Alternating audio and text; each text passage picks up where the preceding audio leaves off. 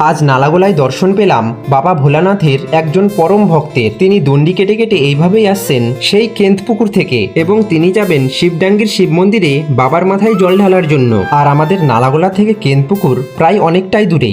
দাদা হয় কোথা থেকে আসো তোমরা? কেনপুকুর থেকে কবে রওনা দিছো? 1 তারিখে। ভগবানের প্রতি প্রচুর বিশ্বাস এবং আস্থা না থাকলে এইভাবে দণ্ডি কেটে কেটে সত্যিই যাওয়া অসম্ভব। শিবডাঙ্গি যাবার পথে দাদা বিশ্রাম করার জন্য কোথাও বসলে দাদার সাথে কিছুটা কথা বলে নেব। তো দাদা তুমি গন্ডি কেটে কেটে কোথায় রওনা দিচ্ছ এখন? আমি এখন শিবডাঙ্গি যাচ্ছি। আচ্ছা, তোমার মানে এই গন্ডি কাটার পেছনে মানে কারণটা কি? মানে কোনো মানত ছিল তোমার? না, আমার ওরকম কোনো মানত নেই, বাবার প্রতি একটা ভক্তি আর ভালোবাসা, আচ্ছা আচ্ছা সেটার জন্যই। আর অনেক দিন ধরে আমি মানে বাবার সেবা যত্ন বন্ধ করে দিয়েছিলাম। মেন কথা হচ্ছে মানুষ সহজে যে কোনো জিনিস পেতে গেলে কিনা তার মূল্য বুঝে না। তা আমারও অবস্থাটা এরকমই হয়েছিল।